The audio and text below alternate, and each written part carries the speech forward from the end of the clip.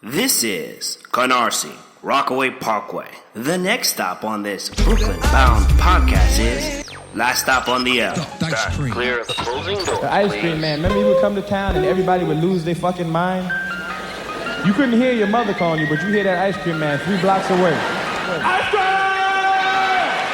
Ice cream! The ice cream man is coming! The ice cream man is coming! Ladies and gentlemen. Ladies and gentlemen. Green Lantern. The evil genius. Ice creams, 2 for a pair. Ice creams, this is warfare. Ice creams, 2 for a pair. Ice creams, skateboard.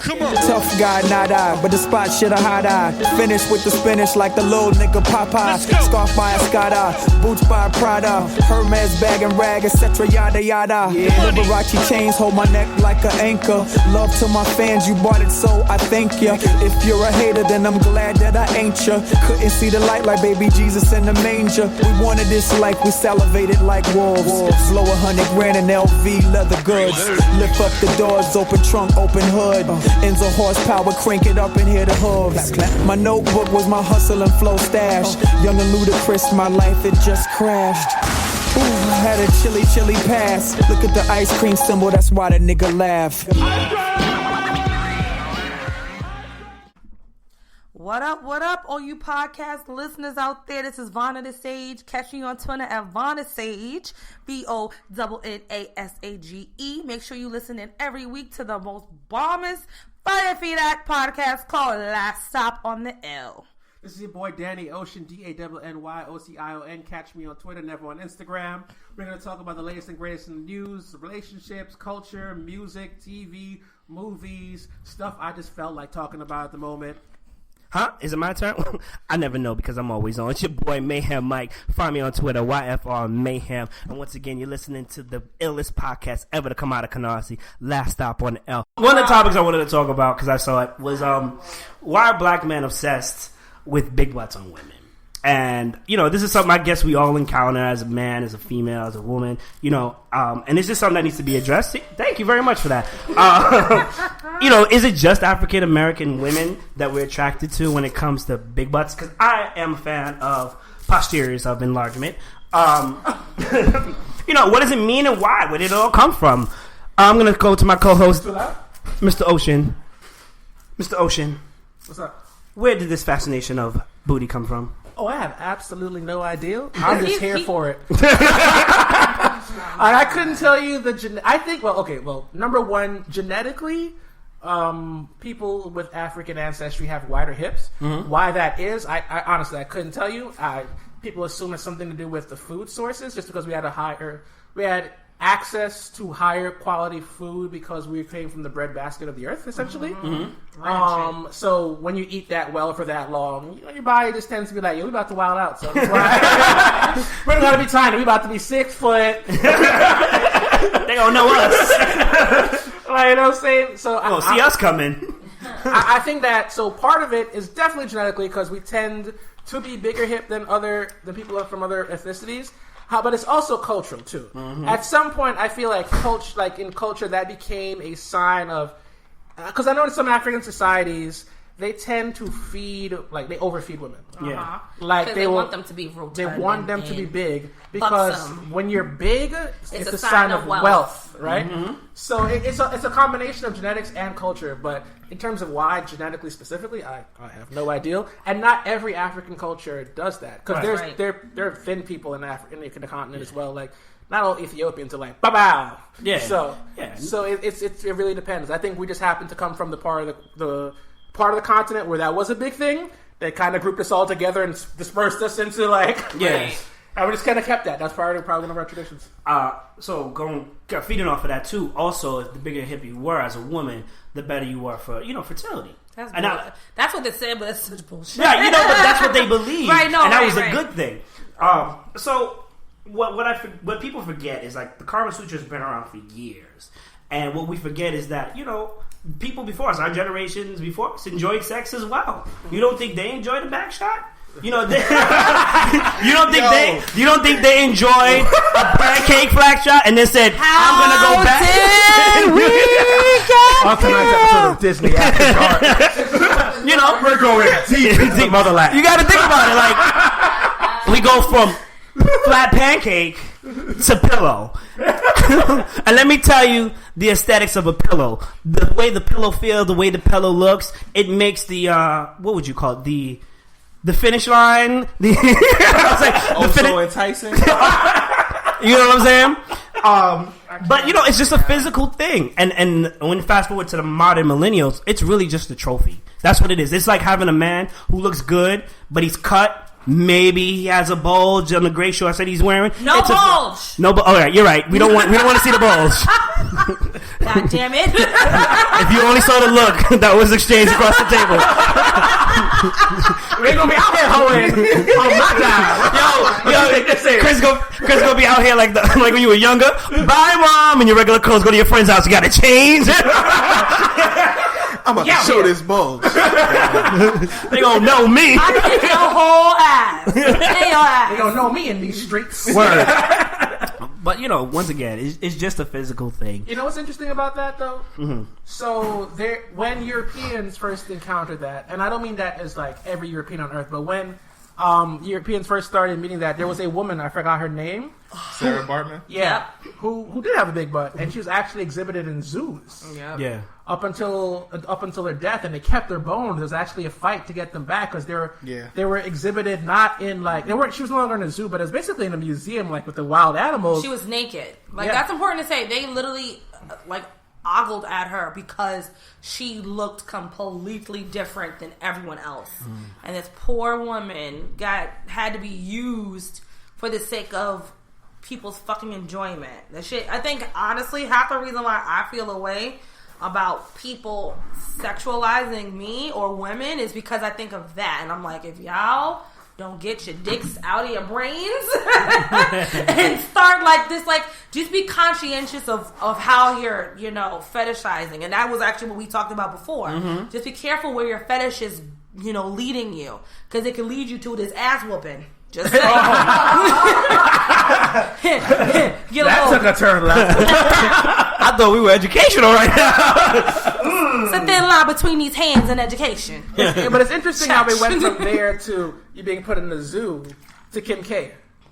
It's interesting how the world has transitioned from she who knows sloppy names, look at this oddity to now it's a mainstream thing. Because guess what? Someone lighter than Sarah Barton did it. And someone that was, she's exotic.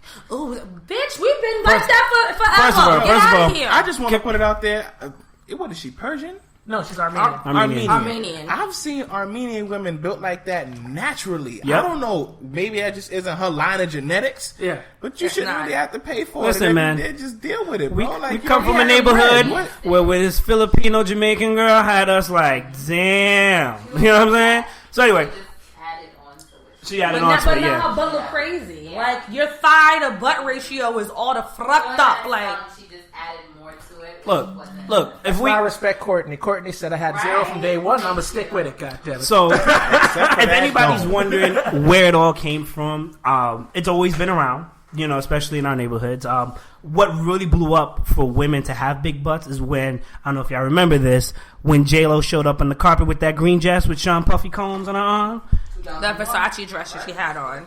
Yeah. It was a Hell Grammy. no, it wasn't J-Lo, bro. Hell yeah. You wild. Hell yeah. Who else had it? J-Lo didn't mainstream it. She mainstreamed it. She mainstreamed it? She had the #1 movie and album. She was like the shit for a good chunk of years, and she was the first time. No one was watching BET and videos before J-Lo put on that dress? No. I said No. Mainstream. So hip hop wasn't mainstream at the time when she did this. Hold on, time out. She was dating Puffy. No, I think no. We're not saying we're not that. I'll let you finish. No, because alright. So yes, hip hop. No, actually no. During the time, hip hop wasn't there were still moments in which there was resistance to hip hop. It wasn't super commercial. So in terms of mainstream, in terms of the image that being acceptable, when they thought of big butt girls, yes, that was in every hip hop video. Sorry, but that was viewed as ghettoized. So that was like, that's that thing black, over there. When we say mainstream, that's when everybody started accepting it. When Mix-a-Lot, dead seriously, when he that song is so funny to me because that's legit how many people thought about butts. Yeah. Like, the beginning, oh my God, Becky. Just like that reaction.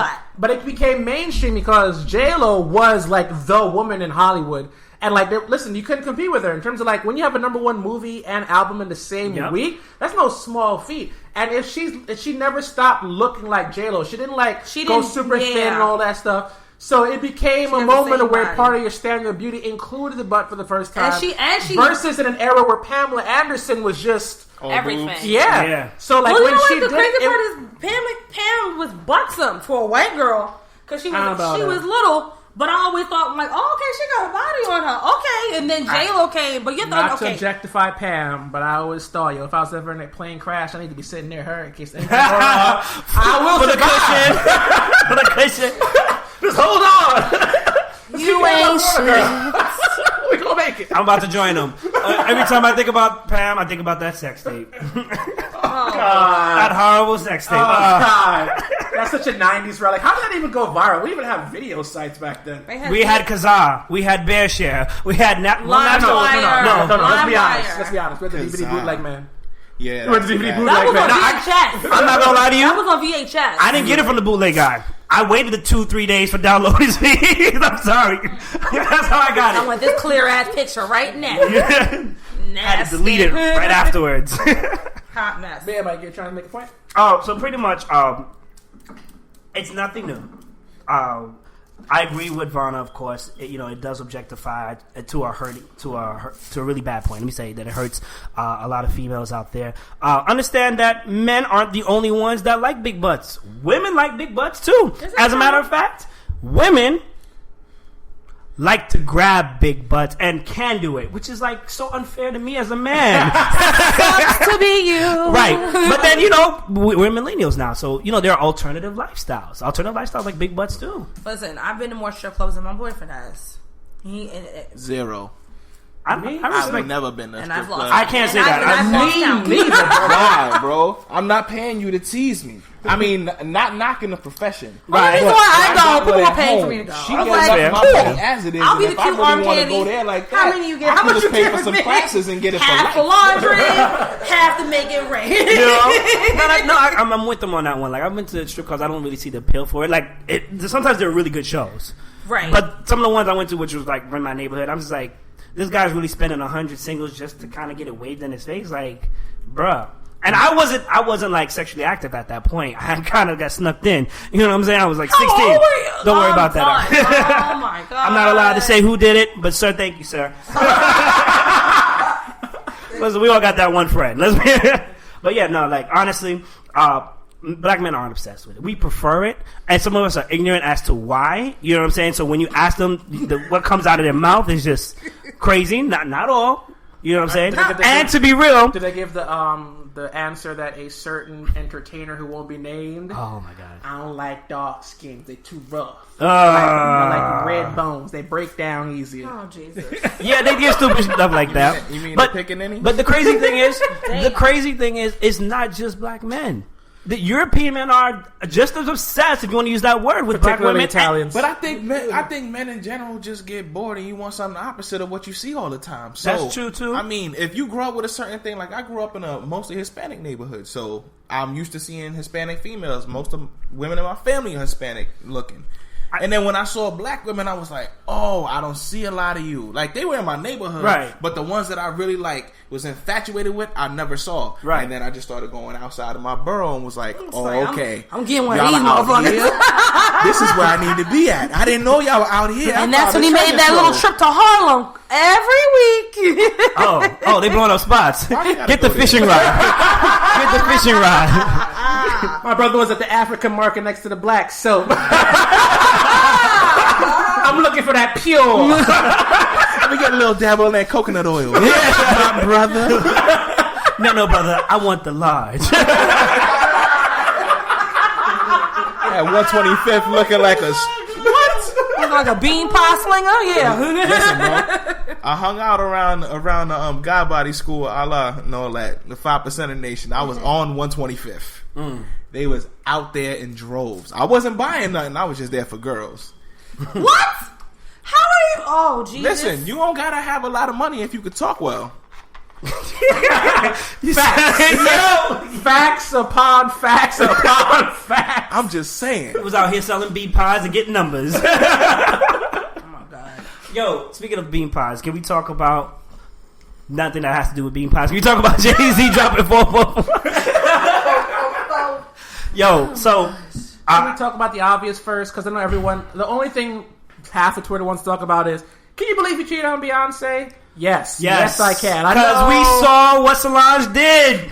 Chun-Li with the clicks. No. As a man, as a man, I can say that is so wrong. Can you cheat on Beyonce? He has a penis. Absolutely. And people was like, who would he cheat on Beyonce with? Rihanna, but that's not who it was.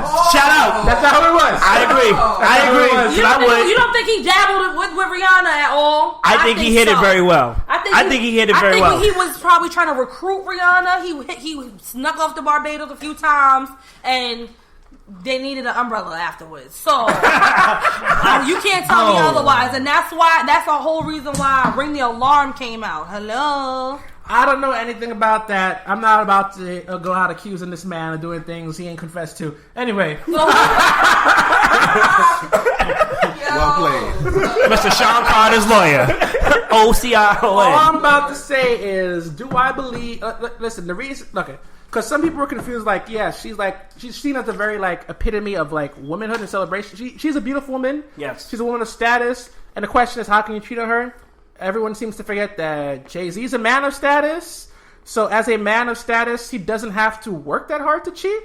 No, I'm being very blunt about this. I'm not giving an excuse. It's more just hey, if I want to cheat and I'm Jay-Z, here's what I gotta do. I walk outside, I look around, and someone's giving me the cover. Let's talk about the universal black code.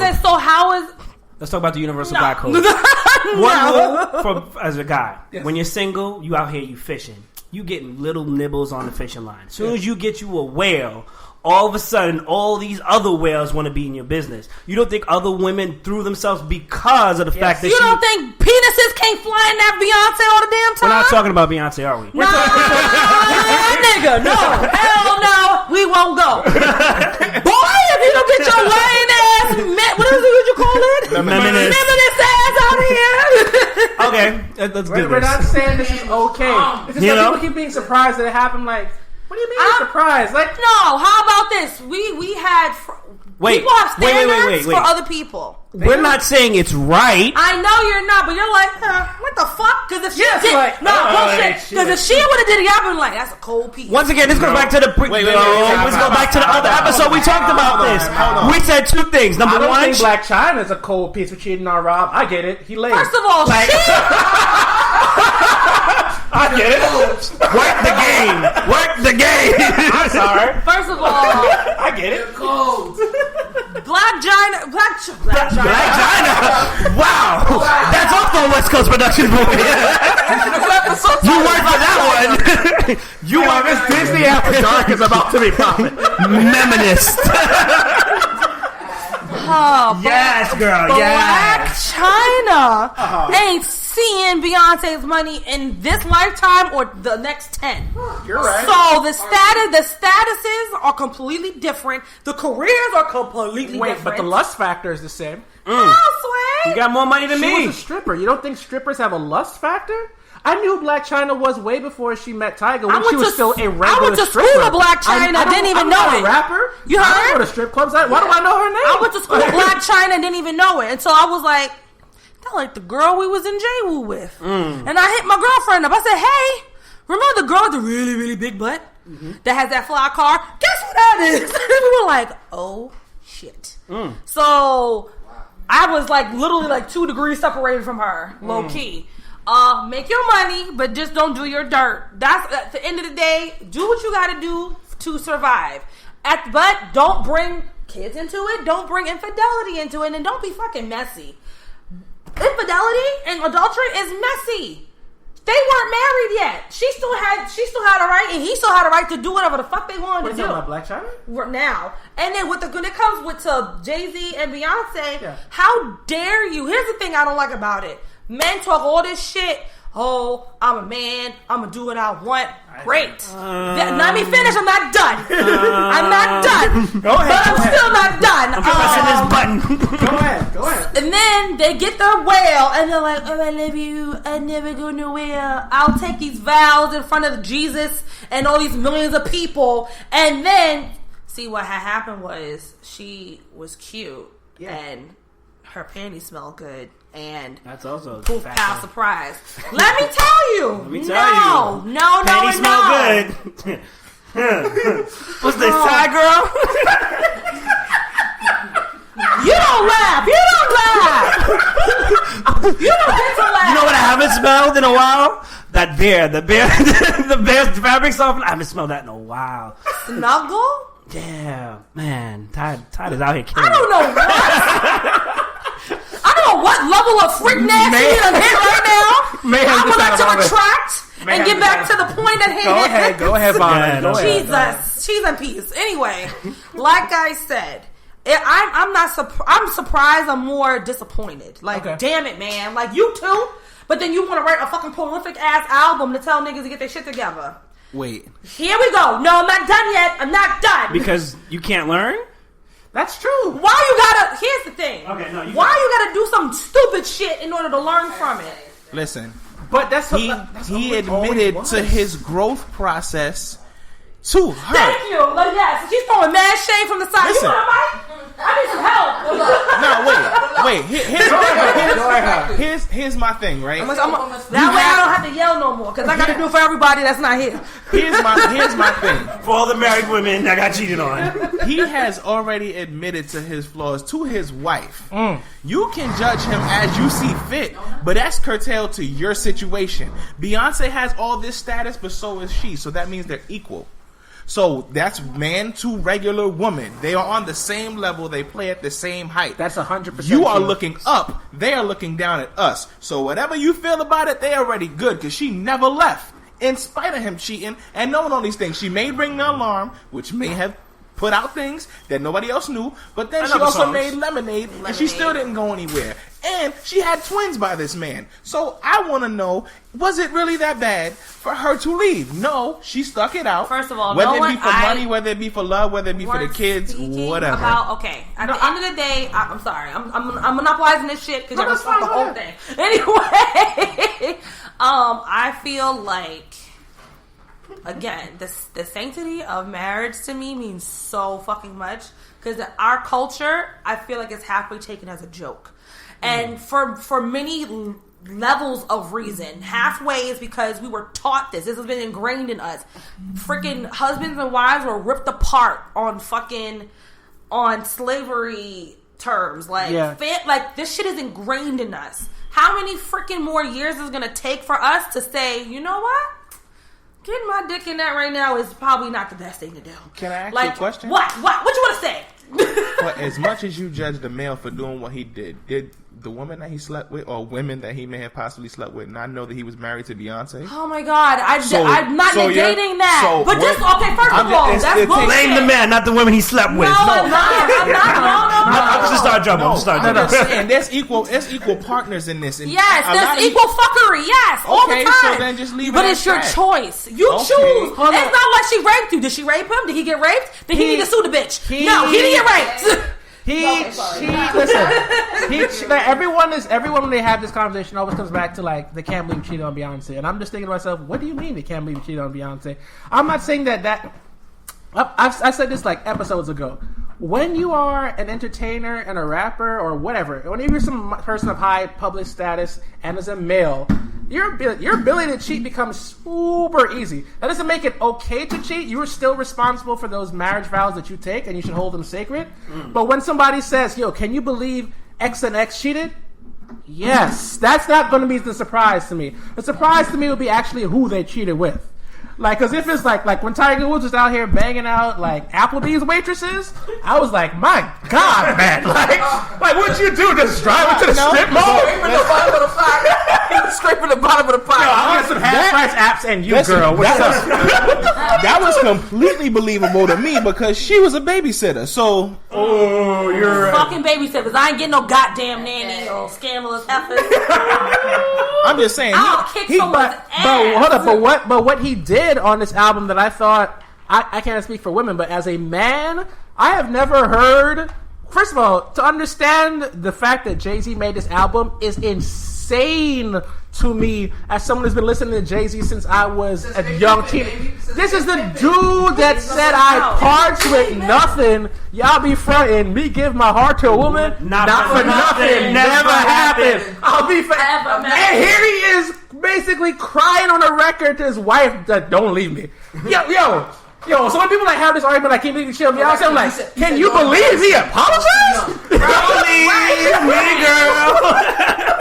I'm like, this is Jay-Z. Beep, beep, and I'm picking him up, let him play with the This is Jay-Z. Like, that's, to me, that shows a lot of growth. Not because I'm not saying, like, it's okay for him to cheat, but for him to have cheated, confess the way he did on this album, and then basically tell, other dudes, like, think about this shit, because when that part to me, I don't have a kid, but when he's talking about that line about blue ivies gonna one day hear this story, like if you have a kid right now and you're not thinking about the fact that like one day your kid's gonna know that you cheated on their mom, they're never gonna look at you the same. That's some shit that he said. Like there's had to be a bunch of dudes just right there about to like call their side chick. Ooh. Hello, Last Stop on the L listeners. We're going to take a brief moment to thank our sponsors. Stay tuned.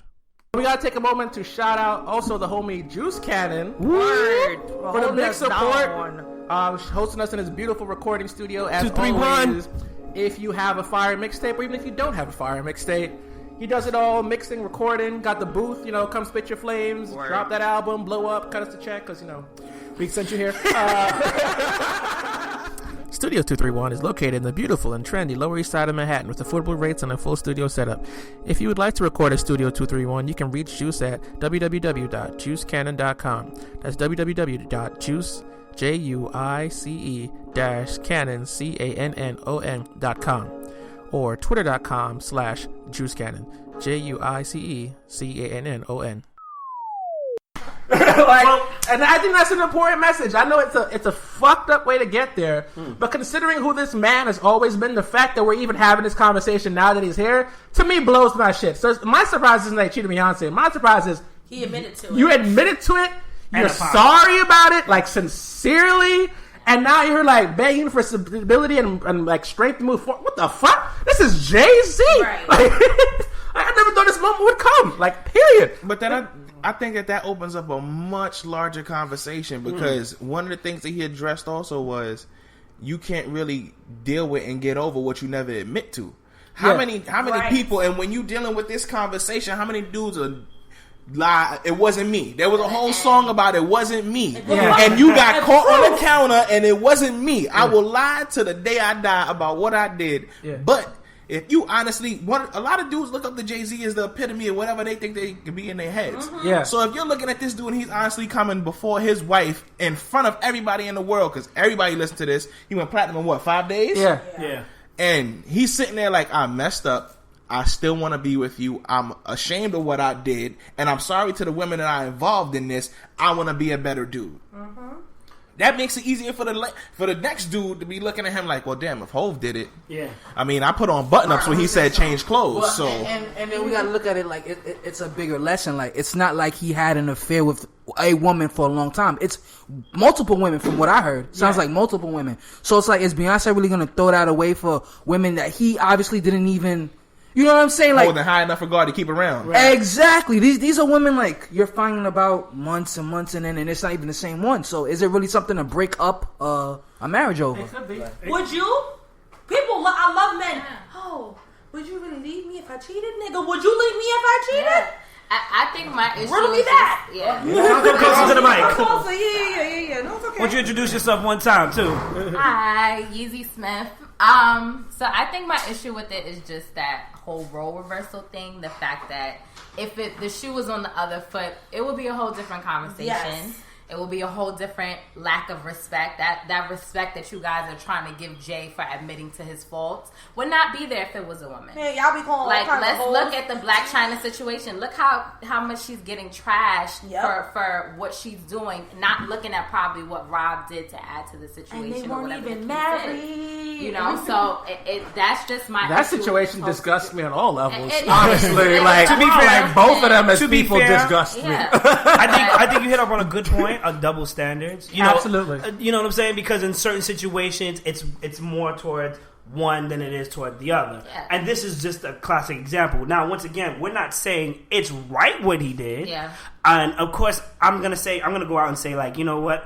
I understand where you're coming from, but for me as a man, it's just like, okay, I understand why he did it. I'm just not. It's not that important to me, because if a woman did it, I'd feel the same way. We talked about this. You understand? If a woman did, I understand. I'm not society. Bullshit. I'm not society. I'm not society. No, I know you're not society, but you have your indifferences with shit. Right. I have my indifferences, but if a woman cheated on me, I'd feel the same way. You know what I'm saying? Like Beyonce would feel. You know what I'm saying? Now, depending on who she is and how long she's been with him and what the situations are, would I stick around? Possibly.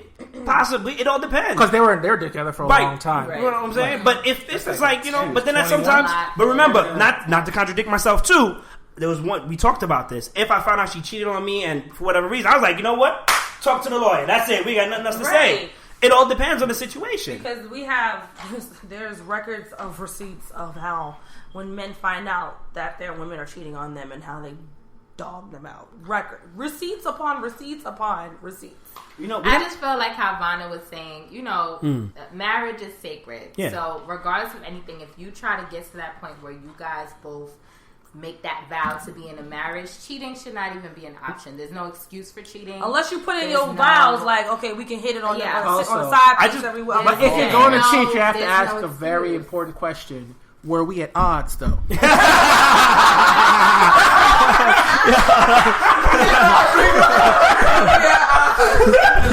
I say it? Can I say it? Meminist. I think next episode we're gonna have to talk about cheating altogether, because this comes up a lot. Just to move forward with this, the Jay-Z album 444 really brings up a lot of stuff. It's impacted us in so many ways. Not just on a lyrical level, just in who we are and our being and culture. I want to talk about what do you think is going to do not only for the black culture, but also for future rappers now. Because immediately we had... The standard is so much higher. Well, here's my thing. If you want to get... Yeah, you're right. No, he brought the standard up. Because although Kendrick, we can argue, was doing the same conscious thing, preach a little bit more...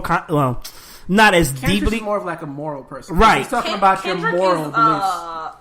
But I feel like it still applies. But you know what I'm saying? Like, but now that Jay-Z kind of went down the same path, but not the same road. You know what I'm saying? Like, it raises it differently. So now I feel like more people are going to be like, well, bearing it all. You know, I'm used to rappers that are like, you know, talk their stuff for like 2-3 albums, and then when the deal goes bad and they need the money, then they bear their soul, if anything. You know, it would be nice, like, just before we even talk about the Jay-Z album, I would love to get this sort of an album from Drake. Oh, that's because we get that all the time. No, we don't. He talks about stuff. No. We get snippets. Drake ain't there yet. We get surface. No, we get surface level Drake. Okay. Like surface level Drake is like the shallow machinations of his relationships, right? I'm a fan of Drake. This isn't like a critique. Drake is mad emo. No. I'm not critiquing. This isn't like a criticism. No. But like when I say like, so before he talked about views, I thought he was going to do an album like this, where he really goes into his life, because he's brushed on some topics that are like crazy, like his relationship with his dad when he was younger, his relationship with fame, being the only black and white kid in like an all-white affluent neighborhood, or being the white kid to his black cousins in Memphis. Like, this is stuff that he can really talk about as life experience, and it doesn't have to be anything political. It's just about his life experience that he never really touches on. It just stays on the surface of like back and forth with his relationships, and I'm like, that's fine, but we know that those relationships tend to be but then long-standing. But then that makes the question of shallow. Did it really bother him? Like, some people can't, network their youth very well, and that's why. Remember that? What's that record when he paused, waiting for my dad to get me, but he ain't show up? Then the awkward pause. Yeah. Oh yeah. That was too much. much. Right? No. Nah, that don't think about it. Oh Lord, then the rookie and the vet. Shout out to my people, whatever that song is. But that's it's literally in line where it's like my dad ain't showing. No, right. He does that a lot. And then the second time he talks about it, he's just like with stuff. Because I remember my boy pointed out to me, he's like, I do it for you niggas and I do it for myself. He's like, that line isn't a line of triumph. That's overcompensation. Your dad wasn't there, so I gotta prove I'm twice the man that you were. I'm like, bro, you gotta realize that you're out here just throwing out little parts of you that's like a little wild. But let's get into JC album. I just want to say, I think he's comfortable. I don't think he's doing that anytime soon. Right. I think this JC album was dope. Mm-hmm. People were really ragging on Magna Carta Holy Grail. And I completely understand the disconnect between people with Magna Carta Holy Grail because that was Magna Carta Holy Grail. I am not rich. Jay-Z is rich. We've all known that. But Magna Carta Holy Grail was like an affirmation of everyone talks money, but y'all not actually seeing money. Yeah. Like, y'all don't... Because I'm going to reference shit in this album that y'all going to do your Googles on. Everyone was going... And you're like, what the fuck is he talking about? It was champagne rap. It was champagne rap. Koi fish on the floor? What? So people got lost on that, and I get that disconnect. I get it. I liked it because every time I turned the album on, I felt like I was on a yacht. Like, straight up. I was just like, I'm on the bus, like, on a yacht, like, be gone! I'm on a bus! But that was the overtone of the whole album was lifestyle. Yeah. So if that's what you wanted it for, and that's what they made it for, you got the whole concept. And this is someone said this best.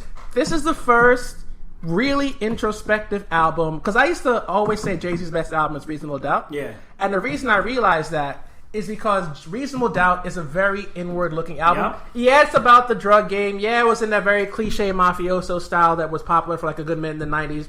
But when he's talking about the drug game in Reasonable Doubt, he's not doing... I'm not throwing shade, but like he's not doing like a Future talk about drug trade where like, oh, I'm messing up some commas. This is talking about, yo, this kid I grew up with, I used to play with building blocks. I'm now like trying to tell his girlfriend to find where he is so I can kill him. Like, and it's like, it's talking about like the ugliness, the paranoia, the danger, how this success is super fleeting no matter how big you get.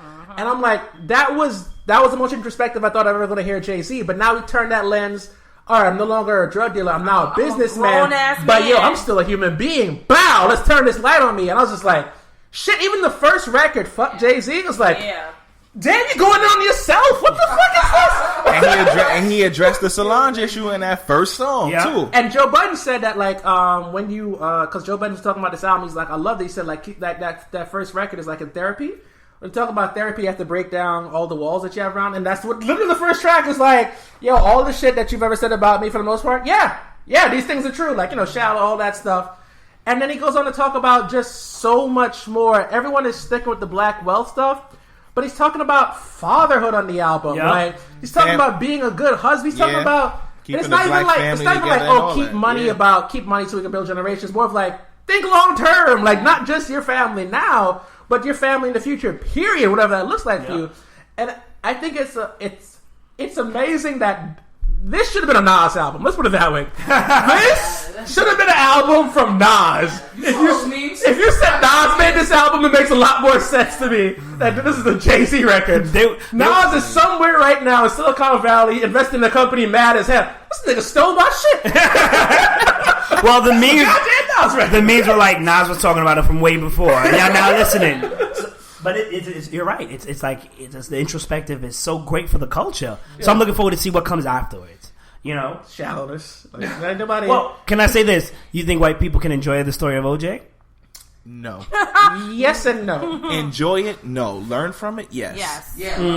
Yes and no. I think if you're a white person that has context for what the song is about, you definitely get and understand this message. It may not resonate with you the same, but if you're just like a casual rap fan, this ain't the track for you. This ain't the album for you. This ain't the album. This ain't the album for you. This album. Like if you came here to like I don't know turn up, yo 21 Savage dropped East, so go check that out. That 40 speed, do that. Look, the atmosphere too. I was at the 4040 when it came out the night of because they sent me like the special invitation. Like I was like, yo, this is weird. Like I was like, yo, listening to this album here is weird. I'm about to leave. And I was like, yo, this is not club music. You feel real retrospective, like what? what happened? He's like, yo, that line when he goes about credit, you like, why not order bottle service? I could have really. Yo, you about to make it rain. This album is fire. Hold up. I could have really initiated a certificate deposit right now, get a high interest rate. What am I doing, right? I need to leave. I need to go home. Take mass fans. These Uber rides are really eating into my budget. What's my FICO? I don't even know. I need to get my life together. Oh my God. My girlfriend at home. I'm out here chilling. What the hell am I doing? 50 Cent said it was sounding like golf course raps. Like 50 always throwing shots. First of all, he's the hip-hop bully. First wrong move you ever made in your life was moving into Mike Tyson's mansion. Bang bang. That'll let you know where you standing. Oh, you right though. That was an interesting. He didn't mean that. Don't shoot my baby, please. Listen, bro, you put your life out there to be judged. I'm just saying. Speaking of putting their life out to be judged, can we talk about the Madonna private email? Not the email. It was a letter. Oh, letter. I'm sorry. Okay, Letter. let's preface this because Michael clearly didn't read it. Still coming after me, meminist. Anyway, so someone's selling Madonna's private. Such a millennial. I'm such a millennial. Someone's selling Madonna's private letters that she had been corresponding with between friends at auction. So people have been reading these letters, and they're pretty intense. One part of it was how she was basically hating on Whitney Houston and Sharon Stone because she felt that Whitney was taking her spotlight in the singing world and Sharon Stone was stealing her spotlight in the acting world. And everyone has something to say about it. What did she call them? What did she call them? Go ahead. She said they were mediocre. Yeah, I was like, oh. No. Prime time Whitney Houston was mediocre. Right, so that's also, I have to preface that too. This is when in 92. So this is when Erotica and Sex came out. That was the book that she had to go around. That's the book when Big Daddy Kane was just out there. Yo! He was out there. The things I wish I could unsee. He was out there. The things I wish I could unsee. I don't know how I fell down that rabbit hole. I was like, she did a book? Wait a minute. Oh, no. But you didn't stop reading. No, I did. I was like, listen, I think I was still pretty young. I was like, the things I didn't need to see him like that. No. Oh, my God. No, thank you. No, mamas. So, yeah. This is young Madonna that was griping to her friend. It's basically a private conversation she was having. Yeah. And I kind of feel bad because I was like, ooh, who's selling this? Like, you need the money that bad? Okay. Like, you airing out icons, like, dirty laundry right now. Then I had to think about it. I'm like, bitch, you would have thought that Whitney, first of all, you weren't on the same level as Whitney. Okay? Let's get this started. Y'all were in two different lanes. Let's get this started. You were a wannabe pop star because you were still trying to find yourself. She wasn't wannabe. Clive Owens handpicked fucking Whitney Houston from obscurity in New Jersey when she was singing Hallelujah on Sundays and was like, that girl got talent. She can sing. Put her on everything. Two completely different women. Two completely different singing styles. Maybe if you would have compared yourself to Cyndi Lauper, I would have been like, yeah, maybe. But Cyndi was way before you too. Girl, bye. Like NSYNC. That was actually very nice. Let me give you that. Very nice. I'm with you on this one. I mean, it's the males. It's a private mail, whatever. You know, the way I look at it is, here we're a group, if you will. And if I sent the email, to Ocean or Ivana, you know what I'm saying? And somebody finds it, you know, it's the internet. Everybody gets hacked. We had that discussion not too long ago.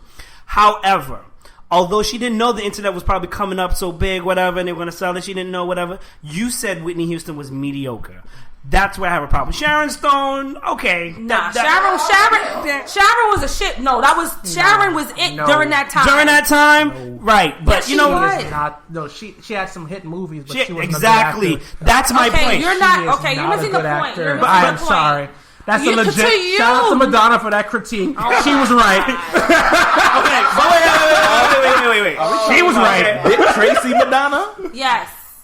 Dick Tracy Madonna. Oh, boy. There's also Evita Peron. And she was in A League of Their Own. That's my favorite movie. Okay. Don't judge me. I'm going to leave it like I said. Sharon Stone, maybe. It all depends. We can go about movies, whatever, how you feel. However, Whitney Houston, I'm sorry. And you know what? and the reason why it's even worse is because Whitney Houston at that time was a really good person. Not to say she didn't die like a bad person. I'm not saying that, but she was a really good person. She was an icon. She kept the image clean. You know what I'm saying? Up until years later. You know what I'm saying? You know what I'm saying? She was great. But you gonna call Whitney Houston mediocre? But she felt one of the things she mentioned. I think she said because Whitney was on this pedestal, but that was because Whitney wanted at that time. That was who Whitney was. Whitney kept her nose clean because when she first came out. No, we gotta talk about it. We gotta because Hollywood in Hollywood nose candy. And while we at it, kept her nose clean. True words ain't never been spoken. I wish I would have said something differently. Anyway, where's the receipts? Whitney and Madonna had similar starts. They were both kind of poppy. They definitely pushed Whitney as pop, but then Whitney started finding her way into R&B, especially when she got with Bobby because he gave her street cred. Mm-hmm. And I think if anything would piss me off is the fact that she could switch up. She could code switch. She could be pop, and then she can also do freaking R&B and also hip hop occasionally. Because Whitney could sing her ass off. Madonna was still first of all, Madonna has reinvented herself so many fucking times. And gone nowhere. But the timing of this letter though, she was huge. Like she was Madonna. Huge. I'm sorry. Listen, if you feel like that about Whitney Houston, you had one hell of a hype man. No, because my thing was what this letter to me revealed is like, yo, you were insecure as hell. So yes, because like the platform that you were on, you shouldn't have even given. Wasn't that evident about everything that she did? Listen. So some more background on Madonna because I'm totally into like 80s 90s shit and I liked everything. I would listen to everything. She did a documentary or a movie based off of her tour of Erotica. Yeah. And she had like a lot of what was it on HBO? I don't know. Probably. I don't know. They used to do that. I'm sorry. HBO a lot. No, but they used to do concerts. So no. But no, this was like a movie. Oh, okay. Like a movie. Like she had a lot of like personal interviews and she was with her dancers. Whatever. Wow. So it's more like expose and like seeing the life of Madonna. And now that I'm thinking about it, hindsight, she did seem pretty like slightly bitter, slightly insecure. And I'm like, how could you? It's interesting to me that you could express yourself sexually in this elaborate and very out there way. The cone bra, the famous cone bra. You could do that, but then you can still feel so, less than within your own self. And I thought I'm more introspective when it comes to this because I've seen both sides. I followed both careers from like pretty much the beginnings as far as I can. And I just think it's interesting. I don't agree with what she said about, Whitney, but that was her opinion because she was not feeling herself at the time. But like Christian said, who the fuck, who was putting that battery in your back? Because whoever was clearly wasn't on the same level of consciousness to like really think about like, do you realize that y'all don't even sing the same fucking music? Whitney was singing about wanting to dance. Madonna was singing about, so when we get in this bed right now, clap, clappity clap, clap, clap. Like you have to listen to Erotica. Or like look at the lyrics of some of the songs on Erotica. You're gonna be like, I'm more concerned. Was there a clap? Because I don't remember having anything about it. No cheeks. Oh, Jesus. Wonder Bread slaps. Hollow bones. No. The clap could have been from the paddles. You have to. No. No. She was into that. She was into that. Thing is like, look. There's a war fought about this shit. Don't you pull out no whip on me. Fuck that. There's constitutional amendment shit. Don't you pull out no goddamn whip on me. So, thank you for that, Vanna. You're welcome. Thank you for that. Oh shit. I'm gonna end it here. It was ill-timed. I really feel like if Whitney was alive, she'd probably forgive her too, just like Sharon Stone did. No, Whitney was a shade thrower too. There's an old clip. I think about Mariah Carey. I don't think about her. Damn. Oh. Damn. Whitney. But I feel like because they're around the same time, she would be a little nicer, a little bit more. Old Whitney. Okay. Old Whitney would be like. So shout out to you. It's cheap.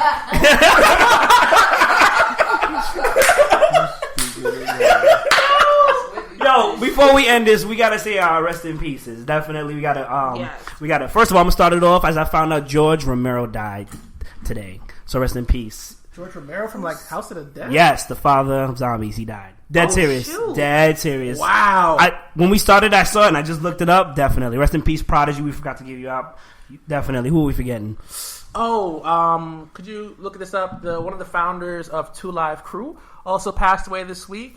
Even if you didn't listen to Two Live Crew's music, they're very important because in the early 90s, they actually tried to ban rap music, and Two Live Crew won a Supreme Court case that allowed the genre to continue. Yep. Christopher Wong. Yeah, R.I.P.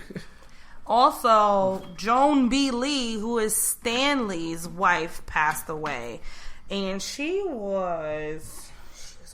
I think he said 92. 93. She was 93 years old. So everyone, I'm thinking about them. They've been married that long. Unfortunately, when people live that long with their mate, when one of them passes away, that could be really detrimental to the person that's actually surviving. So, I'm slightly worried for Stan. I love seeing him in every fucking Marvel movie that comes out. I know. And his obscure cameos. Yeah. I love it. So I don't know what I'm going to do if... I know that's so selfish if he dies. But, just keep his family in your prayers because I'm slightly worried about his existence right now. Yeah. Rest in peace to Cinderella's cooking. Anyway, this has been the last stop on the L. I'm your boy, man. YFR Mayhem. Yes. Find me on Twitter for this. Meminist. Yo, it's the boy Daddy Ocean, ENNYOCION. Find me on Twitter. I don't know what the fuck they took before Kent coming in here today. Season cooking business plan. Vonna Sage. We'll catch y'all next time. It's some bullshit. Peace. Yeah. Yeah. You gotta follow me what I'm doing right here, man. Like when I say this shit is crazy, I don't mean it's crazy like crazy. I just mean crazy like it's actually crazy. You know what I mean? Yeah, seems like I always had crushes on chicks I couldn't have.